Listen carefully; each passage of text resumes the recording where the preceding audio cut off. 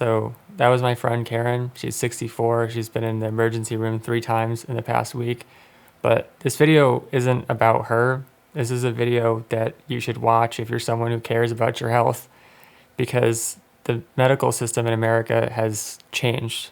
It is not like it used to be, where you could go into the doctor and have a nice long chat because you knew the doctor, because he worked in your small town where everybody's part of the community. But now we live in a world where we're treated by complete strangers, and the worst problem is not the people working in the medical system. I think a lot of doctors and nurses are trying their best to deal with the situation, but unfortunately, the people at the top who are controlling the corporations that own the hospitals have just made everything into complete for profit. There's no emphasis whatsoever on preventative care or natural care, or, healthy food, or love and support, holding someone's hand, anything like that. It's just all about how can we make the most profit possible. And the reason that I'm telling you this is because over the past 2 weeks, I've been through an experience that is going to change me as a person for the rest of my life. I mean, I've talked about on this channel how I have kind of exited the medical system and taken my health into my own hands and be able to cure my asthma and allergies and brain fog and insomnia. But you can't always avoid the medical system. And so through telling the story, I wanted to prepare you for what's going to happen if you have to go into the medical system, especially emergency medical services, and also just tell you the story so that you do absolutely everything you can to never have to go into the medical system for an emergency, because a lot of times people will comment on my videos and say, oh, I'd like to eat healthy. I know I should eat healthy, or I should exercise more, or I should get off the computer. And it's like, watch this video and you will not need any more motivation. Okay. So I'm just going to start from the beginning. My friend Karen, she's living alone, 64. She fell, broke her hip, and she already a year before this had serious digestive problems starting. She had gallstones, which had been untreated so far, and then likely the gallstones caused an issue with her pancreas where it blocked the duct. And so what happens is you get pancreatitis. So the pancreas is trying to release enzymes, but it can't. So literally the enzymes start digesting the pancreas itself. Sorry, that was Karen. As I was saying, she had this, likely pancreas issue going on, digestive issues. She'd been losing weight for a year. She keeps going back to the medical system over and over and over again, trying to get them to do something, won't do anything. So now she breaks her hip, and she's sitting in the emergency room for 48 hours on a stretcher awaiting treatment, just sitting there with a broken hip. And then because of that, she develops an injury on her back from just laying there and not being turned, not being treated. Then she finally gets hip surgery, and after hip surgery, she gets sent to this rehab, which is horrendously understaffed.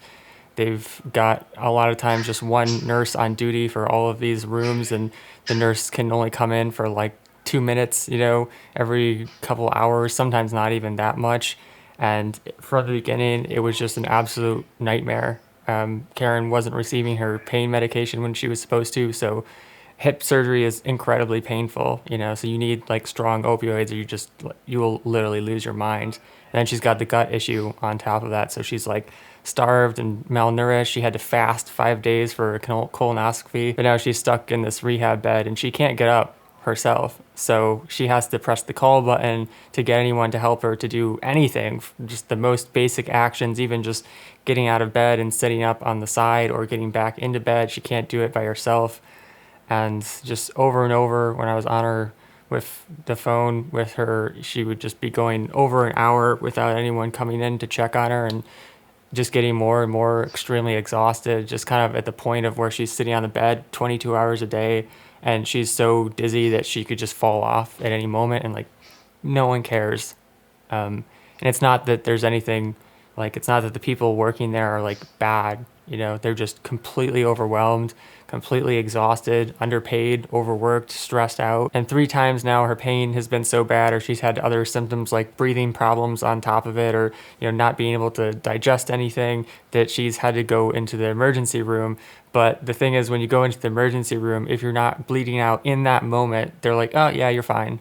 I mean, it's just absolutely horrifying. I've been on the phone with her 2 times when she's in the ER for 8 hours, and after they assess you and they determine that you're not bleeding out in that second, they'll just chuck you into a room, and then it's the same exact treatment as the rehab, where she was just screaming for help, like in the clip that you heard, wailing in pain, screaming in pain for hours and hours and not getting any sleep. I mean, it's just astounding that this doesn't ring any alarm bells for any of the practitioners that she's been around, that she's had 1 to 2 hours of sleep per night for almost 3 weeks now. I mean, that's enough to kill anyone. And she's just helpless.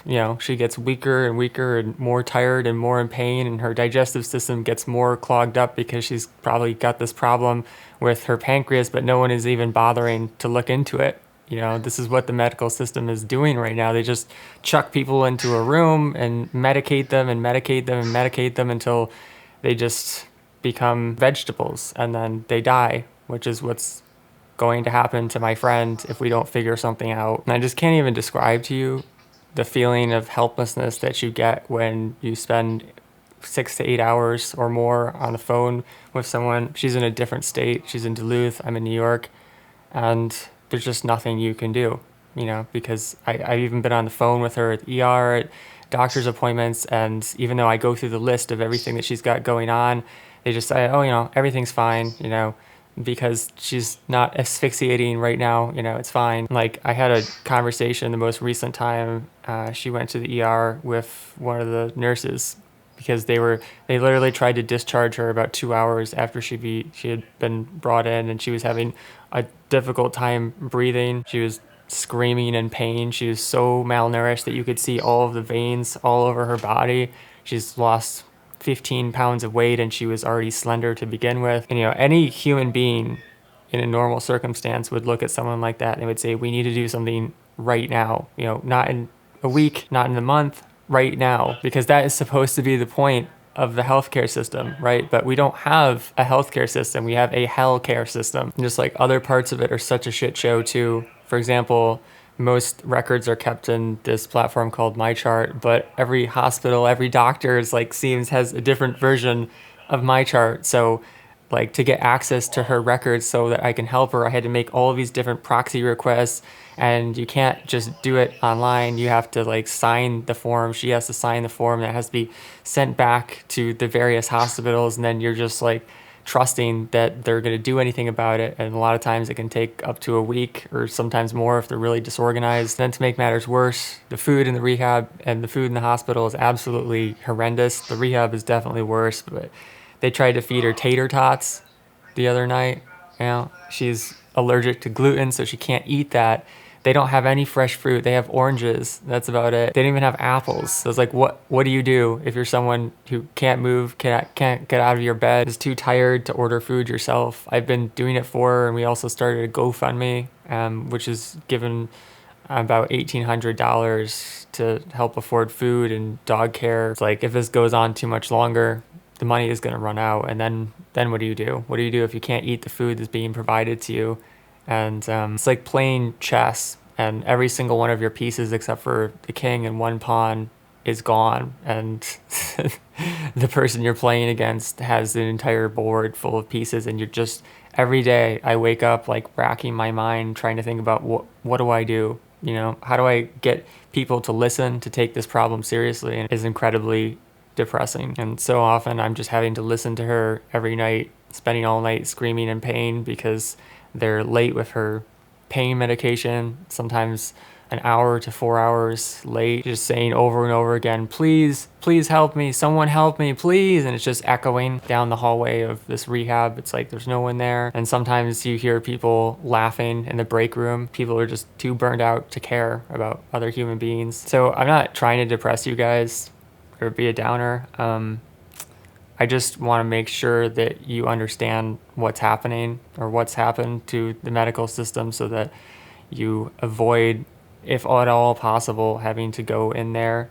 And that if you do have to go into the medical system for an emergency, something really bad like this, where you're permanently, or not permanently, but incapacitated for a long time, that you know what's coming and you have people who can support you. You know, at least one person who's a ride or die who will do research for you and help you sign forms and maybe get some fresh food for you, because you are not going to get the help that you need, that you were promised to get. Anyways, I could go on, but I think that you've got the point, and I really hope that nothing like this ever happens to you, but I just want to prepare you guys, because once you get into a situation like this, it is very hard to find your way out again.